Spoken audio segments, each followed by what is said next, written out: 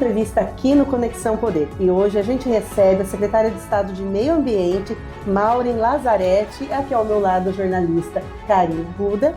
Secretária, seja muito bem-vinda ao Conexão Poder. A gente hoje vai falar sobre meio ambiente, mudanças climáticas, desmatamentos, incêndios florestais, assuntos que são pertinentes para o nosso estado e impactam diretamente na vida de quem está nos assistindo, porque afinal o meio ambiente é vida, é tudo, né?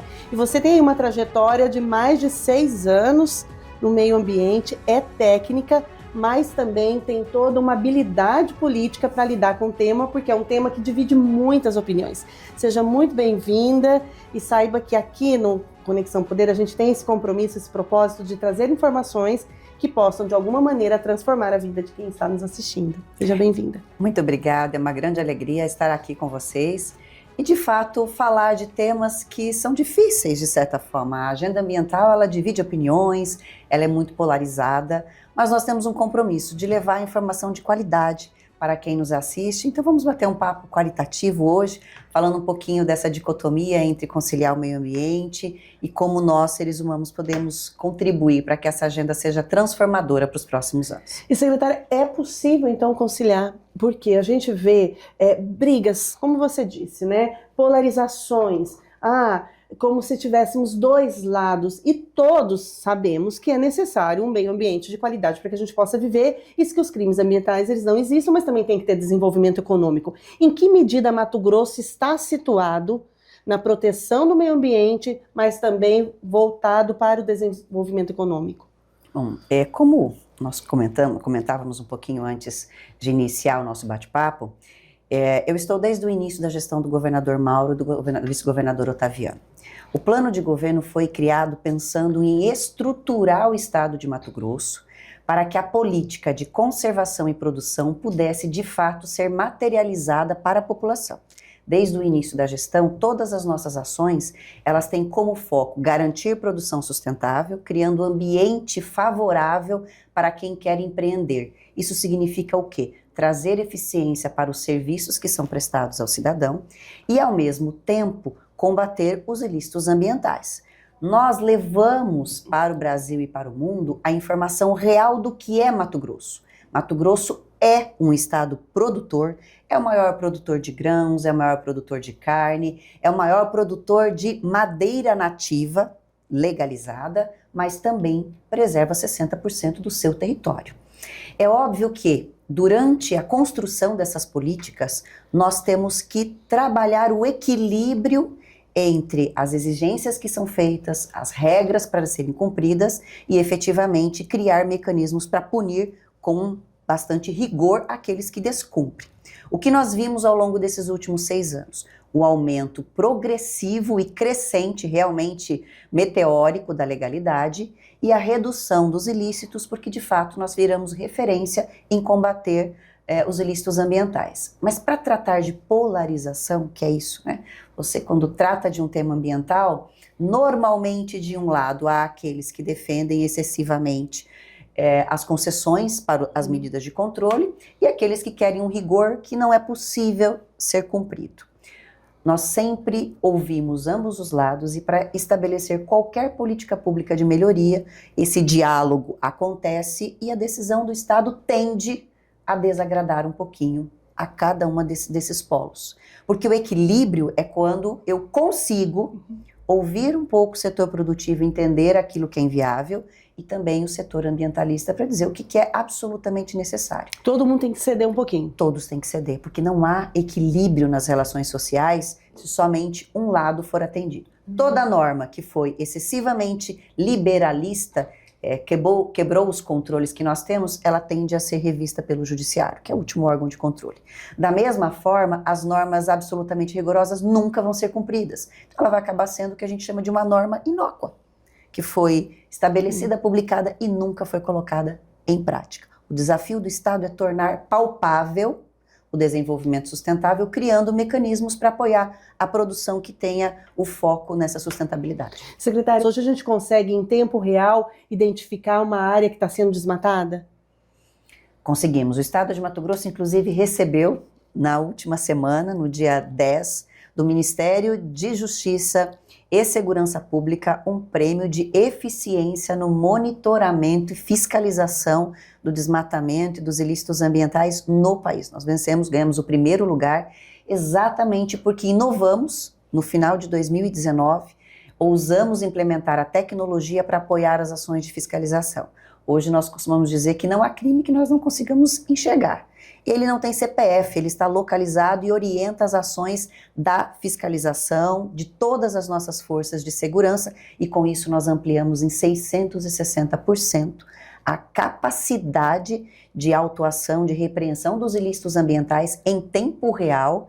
Apreendemos mais de 1.000 maquinários para desaparelhar os infratores, porque autuar e permitir que o infrator mantenha os equipamentos é efetivamente contribuir para que o ilícito aconteça com o afastamento da ação fiscalizatória. Ao longo desses 6 anos, além do prêmio que nós recebemos recentemente, nós já somos reiteradamente reconhecidos pelo MAP Biomas, que é conhecido por toda a referência nesse monitoramento como o estado da Amazônia com a melhor performance em combate aos ilícitos ambientais.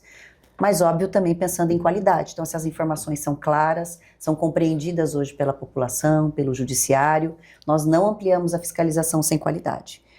Hoje, de fato, é possível para qualquer leigo onde entender pelas imagens de satélite, pelos alertas, onde está o ilícito e a alteração ocorrida. Nós tivemos acesso, mas recentemente saiu uma matéria sobre aquele grande desmatador lá do Pantanal, que ele foi condenado, até com uma multa bilionária em questão. Nesse caso, essa multa vai ser paga? Foi paga?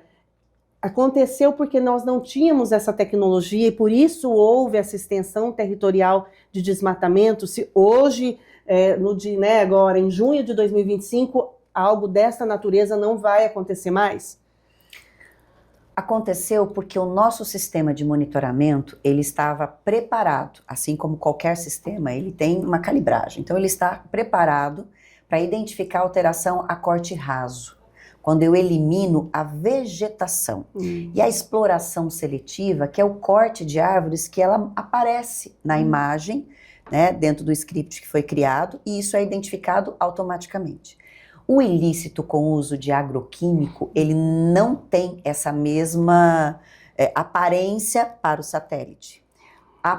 E isso dificultou muito a identificação de que aquela ação não era fogo, porque a alteração da imagem, ela se assemelha, a grosso modo, ao uso do fogo. Ela engana, né? Uma exatamente, imagem que engana, que tem esse propósito, inclusive, né? O que dificultou a época que nós pudéssemos materializar concretamente a infração. Só conseguimos, após inúmeras vistorias, a avaliação de que o comportamento era diferente, e aí, com as equipes de perícia, realmente constatar esse ilícito. Hoje já estamos em outra situação. Com esse exemplo, nós alteramos o sistema, hoje ele está calibrado para identificar alterações por agroquímicos nos 3 biomas, Pantanal, Amazônia e Cerrado, e as nossas equipes já vão orientadas com um alerta diferente do alerta convencional de corte raso e exploração seletiva. Ai, que bom, então assim, não teremos mais notícias com essa profundidade e esse impacto, né? Porque é muito complicado. Quando alguém pratica algo dessa natureza, secretária, ele, em algum momento, ele reincide você pela experiência? É algo comum? É rotineiro? Tem uma consciência ali? Tem, né? Óbvio, um ganho. O efeito pedagógico é um processo. Se nós pensarmos, até pouco tempo atrás, as pessoas, elas contavam com a inoperância do Estado, porque há 6 anos atrás, nós tínhamos uma média de autuação de pouco mais de 600 autos de infração. Para se ter uma ideia, na operação plena do sistema, nós chegamos a 5.000. Essa é a diferença. Então, o infrator, ele contava com o desaparelhamento do Estado. Com o passar dos anos e a identificação de que o Estado se mostrou mais eficiente e com as decisões administrativas sendo emitidas em tempo mais curto, o desaparelhamento dos infratores, eles passaram a ter uma consciência e nós estamos vendo progressivamente a redução das infrações. Mas é óbvio que, assim como em outros crimes, nós vamos sempre ter os reincidentes. O papel do Estado é continuar com esse rigor na punição para que o efeito pedagógico aconteça. Aplicando multas Exatamente. importantes. E em casos em que as multas são significativas ou os danos são muito amplos, de grande magnitude, o Estado adota medidas adicionais, como aconteceu no caso do Pantanal. O Estado de Mato Grosso promoveu uma ação cautelar para garantir o pagamento do débito e a recuperação desses danos, em conjunto com o Ministério Público. Porque, de fato, em situações de grande impacto, nós temos que proteger as medidas corretivas e, efetivamente, o efeito pedagógico que tem que ser aplicado. Eu queria aproveitar que a gente está falando dessas ações, secretária, desse fator fiscalizatório de vocês, que vem sendo bastante importante. A gente tem acompanhado esse empenho também para combater. Nós demos uma notícia no finalzinho do ano passado com relação às operações que foram realizadas durante o ano de 2024. E eu queria saber como é que está o levantamento, por enquanto, nesse ano de 2025. Óbvio que a gente ainda não está naquele período costumeiro de queimadas, né, que a gente sabe, daquela seca toda, que é ali mais período de agosto, setembro, mas já tem dados de operações que foram realizadas até agora, apreensões que houveram. Eu pergunto isso porque a gente puxou ali no sistema e a gente viu que no ano passado foram praticamente 300 operações, foram 298 operações contra o desmatamento ilegal e outros crimes ambientais. Isso só de janeiro a novembro. E que resultou um total de multas aplicadas em torno de 1,5 bilhão, mais ou menos. Até agora, mês de junho, já tem esse levantamento de quantas multas foram aplicadas, de quantas operações foram feitas, de quantas fiscalizações foram necessárias? Bom, a nossa ação fiscalizatória, ela é contínua e ela é orientada pelo nosso sistema de alertas. Então, nós estamos o tempo todo projetando as ações fiscalizatórias para que elas sejam eficientes. Até o início do mês de junho, nós tínhamos quase 1 bilhão já de multas aplicadas por ações fiscalizatórias. São mais de 150 operações já em curso e nós ainda não iniciamos as operações conjuntas com a equipe do Corpo de Bombeiros. Todos os anos, nós implementamos novas ações para o Plano de Ação de Combate ao Desmatamento e aos Ilícitos Ambientais de modo geral e incêndios florestais. No ano de 2025 é historicamente o ano com maior investimento do governo do estado para que essas operações aconteçam. Nós estamos falando de 125 milhões de reais aplicados em ações de prevenção e de combate. A grande parte desse recurso está direcionada a combate ao desmatamento e aos ilícitos gerados ao fogo, mas nós temos 70 milhões esse ano diretamente relacionadas às ações de prevenção e combate aos incêndios florestais, sempre pensando que o nosso objetivo é evitar o mal maior, mas ele acontecendo, nós precisamos punir os responsáveis. Em 2025 nós temos uma informação relevante. Em 2024, o decreto que prevê as sanções administrativas, ele teve uma alteração nos tipos penais e administrativos que podem ser sancionados e foi incluída a sanção para condutas omissivas relacionadas a medidas preventivas para o uso do fogo. Então, a partir de agora, aquele que for omisso nas medidas preventivas, nas cautelas que são necessárias, ele pode ser responsabilizado. Porque até então, só aquele que efetivamente promovesse a ação de provocar o incêndio. A conduta era provocar um incêndio florestal. Agora, aquele que for omisso passa a responder pela sanção. Então, é um ano que nós estamos efetivamente capacitando os produtores, os empreendedores, orientando e também exigindo que eles adotem as medidas preventivas, a principal delas, a construção dos aceiros. Essas ações integradas, ela tem tido muito efeito na prática? Mato Grosso é referência. Mato Grosso é o único estado da federação que atua de forma integrada, tanto nas ações preventivas quanto nas ações de responsabilização.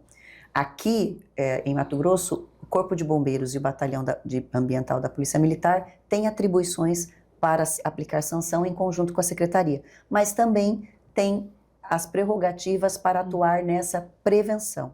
E nós implementamos agora, mais recentemente, junto com o Corpo de Bombeiros e com o setor produtivo e empresarial, um grande debate sobre as medidas preventivas, como efetivamente elas podem ser aplicadas. Quando nós falamos em ações de prevenção, o Corpo de Bombeiros de Mato Grosso implementou uma nova ferramenta usando a tecnologia, que é recepcionar os dados de todos os produtores rurais do estado que tenham estruturas para combate a incêndios florestais. Essas informações são geoespacializadas no estado e orientam as equipes do Corpo de Bombeiro, de SEMA e de Segurança Pública a acionar esses produtores rurais se houver um evento próximo.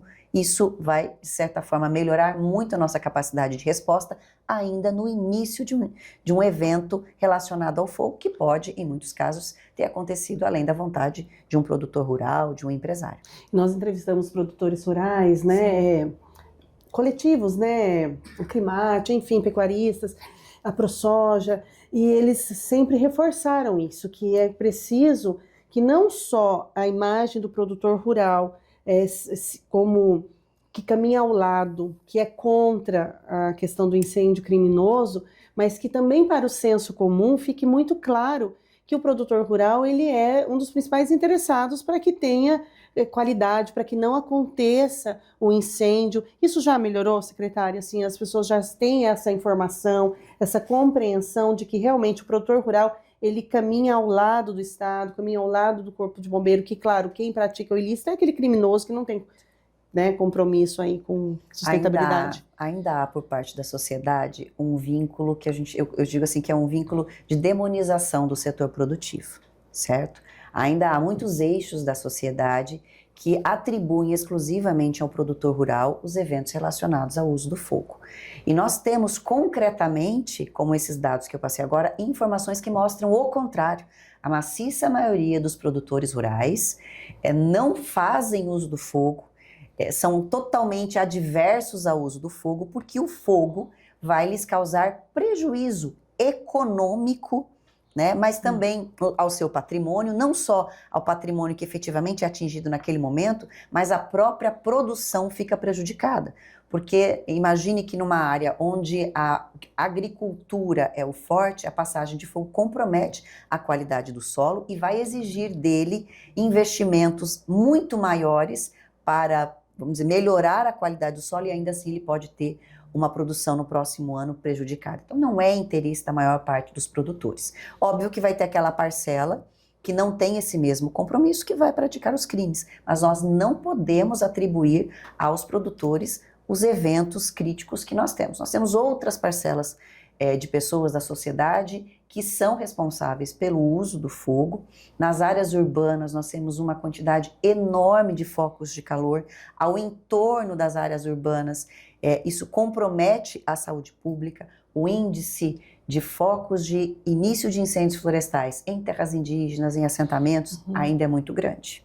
Muito grande. É uma parcela considerável dos nossos focos de calor e dos eventos que acabam se originando, se tornando graves. E qual o maior desafio para, não vou falar acabar com os incêndios florestais, porque a gente já conversou isso uma outra vez com o Corpo de Bombeiros, é muito difícil controlar tudo. O território do Mato Grosso é enorme, é gigante, vocês já investem, mas estão investindo ainda mais em tecnologia. Mas, assim, estando à frente da SEMA, qual o maior desafio que vocês enfrentam, talvez nesse ano, diferente do ano passado, ou que vocês ainda têm que bater em cima muito desde anos anteriores para que pare de acontecer, para que melhore?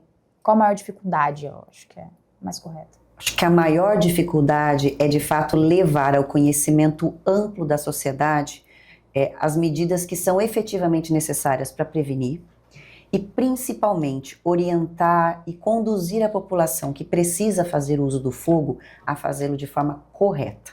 Não há nenhum óbice ao uso do fogo. Em um país tropical, em um estado que tem Pantanal e Cerrado, o uso do fogo é necessário, mas ele tem que ser feito sobre regras de manejo de fogo.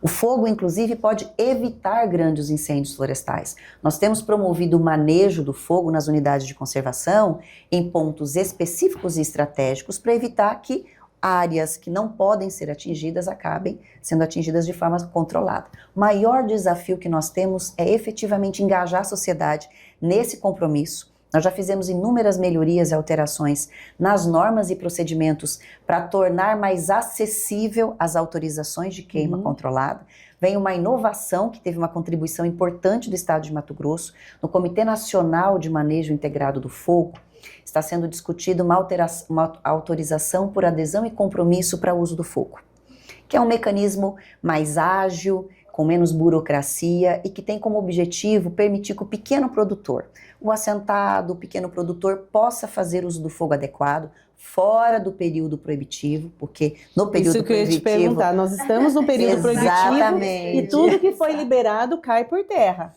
Só Tá no tudo Pantanal, suspenso? por enquanto. Só no Pantanal. Só no Pantanal. Então, na região do Pantanal, não pode de forma alguma, mesmo que você tenha autorização, colocar fogo. É isso. E aí depois, quando começa o período... 1º de julho começa no Cerrado e na Amazônia.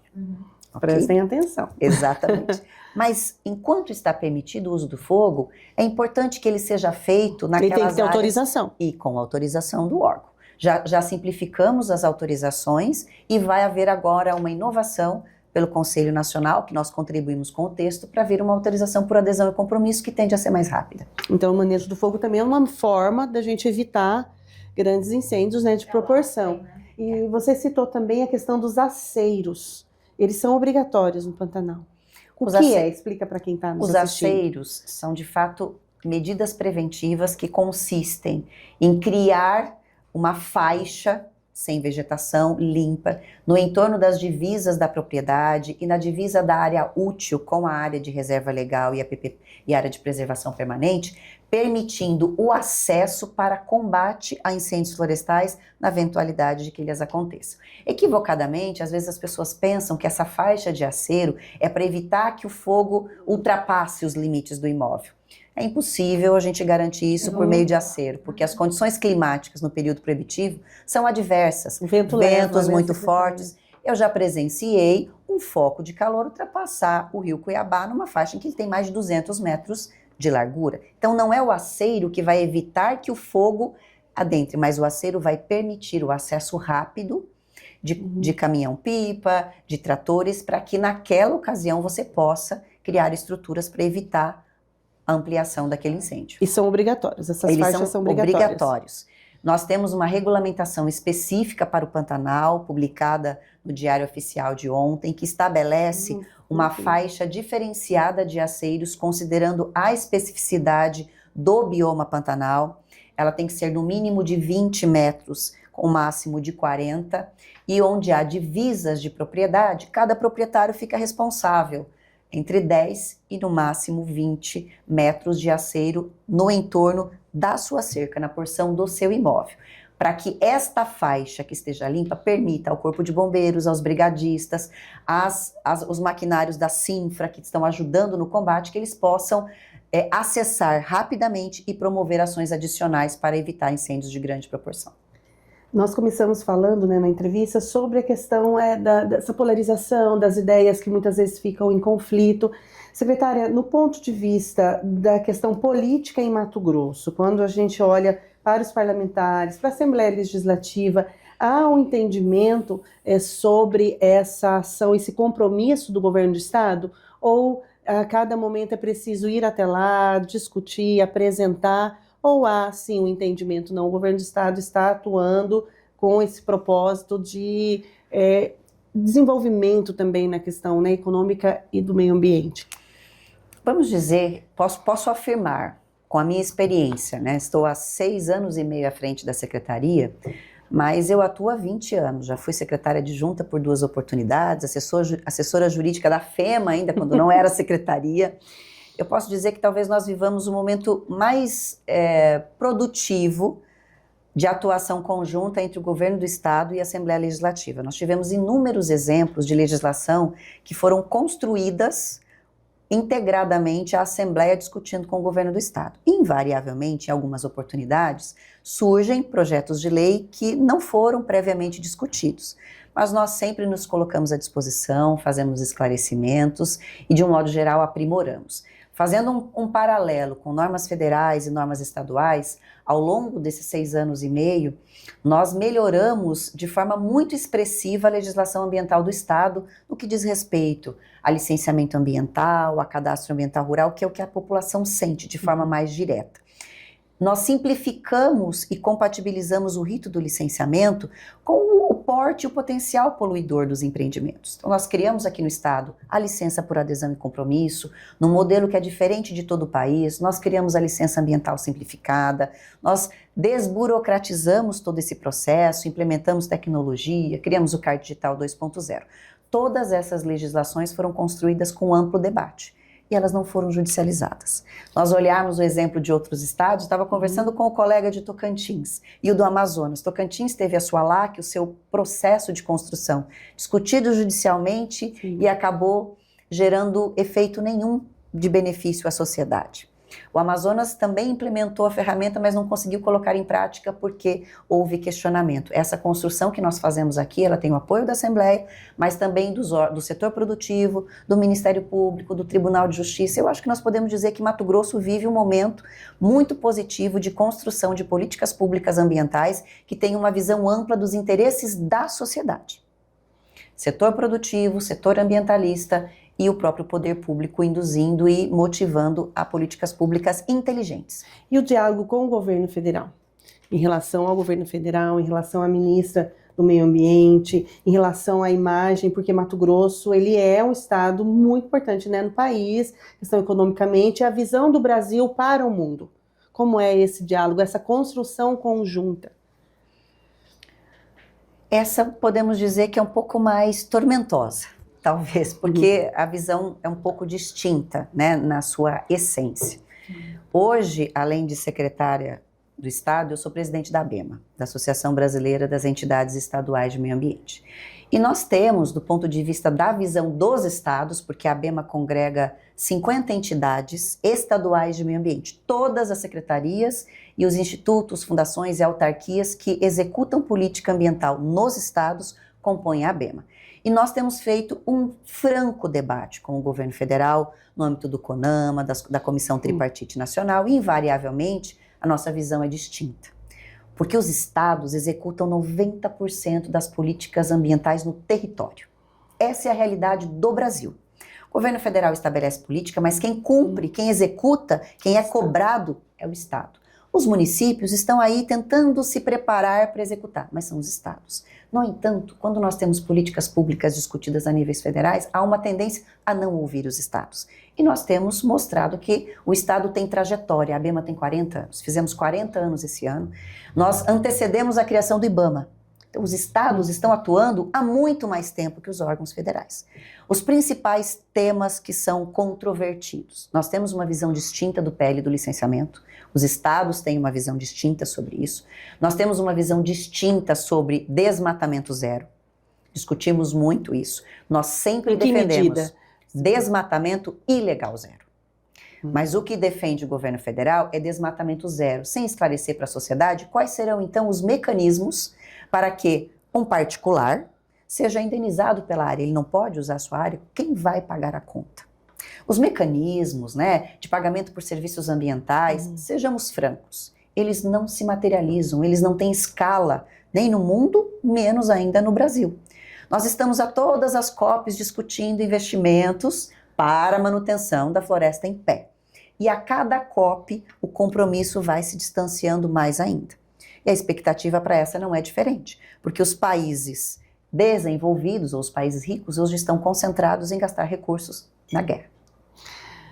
Esse é um ponto. É uma hipocrisia, secretária, que acontece aí pelo mundo? É isso mesmo. A meu ver, é um desvio de foco, é uma hipocrisia, é transferir para aqueles que ainda estão em desenvolvimento e que talvez tenham uma capacidade reduzida desse embate a conta, né, a ser paga em relação à conservação de recursos naturais. Muito simples. Se nós aqui tivéssemos desmatamento zero, o Brasil seria, do ponto de vista das nossas emissões, um exemplo, reduziríamos 50% das nossas emissões. Qual é a contribuição do Brasil para o mundo? Quase nada, porque não somos nós os grandes responsáveis pelas emissões de gases do efeito estufa. São os países desenvolvidos. E há quem diga, quem defenda, e eu acho que há um fundo concreto de verdade, que todas essas manifestações, elas têm um fundamento muito mais econômico do que efetivamente ambiental. Né? Porque o Brasil é um país que é de fato uma potência. Mas ele fica a todo momento sendo questionado e o seu crescimento econômico sendo questionado.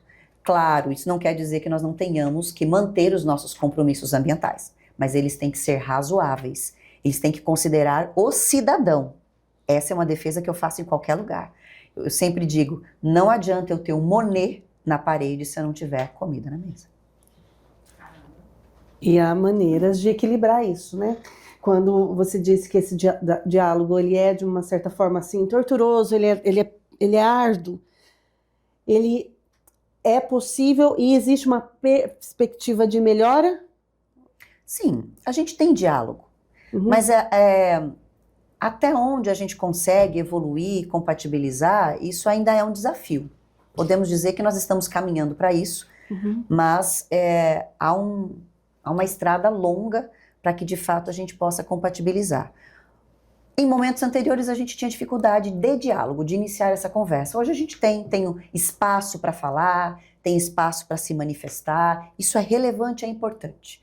Mas há concretamente uma divisão de posicionamentos a nível nacional e isso fica claro nas manifestações, mas faz parte dessa construção. Nós falamos que não podemos polarizar, nós temos que construir um ambiente em que todas as vozes possam ser ouvidas e, de fato, aquilo que for mais razoável, melhor para o país, para a nossa população, precisa ser implementado. Secretária, as pessoas, como você mesmo disse, né, hoje com rede social, com disseminação de fake news, todo mundo se acha hoje, né, ambientalista, acha também biólogo, jornalista, comentarista, técnico de futebol, e aí o cidadão, né, nós sentimos um período cada ano muito quente, né, esse calor ele aumenta intensamente, nós moramos num estado muito quente. Existe alguma coisa que nós, o cidadão comum, também possa fazer, né, no que é possível para contribuir com o meio ambiente, para a mudança climática, para ajudar o estado de Mato Grosso nessa luta aí pelo esse equilíbrio ambiental porque é preocupante. A gente assiste, né, os noticiários, os especialistas falando sobre aquecimento global. Como que você nos orienta nesse sentido? Olha, há 10 anos, se falássemos em mudança climática, todos iriam dizer, não, isso é loucura, é invenção de gente maluca, né? Enfim, hoje todos nós sentimos, todos. Me sente na pele, né? Sentimos essa mudança. E essa mudança é culpa de todos nós. Cada um de nós tem uma parcela de responsabilidade. Óbvio que alguns em maior proporção. E eu costumo dizer que cada cidadão pode contribuir, ser uma parte dessa solução.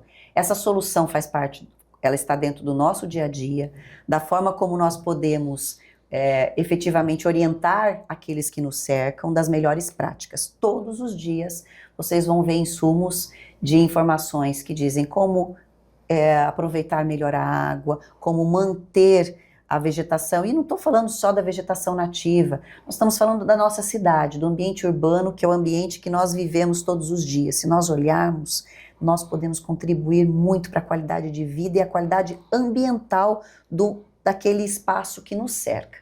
E nós temos uma contribuição muito importante, tomar cuidado com a informação que nós passamos à frente.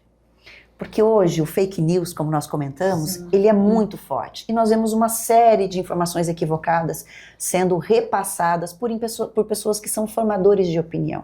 Então a minha sugestão a todo cidadão é: estude, olhe de fato qual é a sua possibilidade de contribuir no seu dia a dia, nas pessoas que lhe cercam, orientar as pessoas com informação qualitativa e também procurem conhecer aquilo que você vai falar, aquela informação que você vai repassar, procure de fato a fonte verídica dela e nos ajude a desmotivar aqueles que de fato falam equivocadamente da nossa realidade. Mas nós somos o problema e também somos a única solução possível.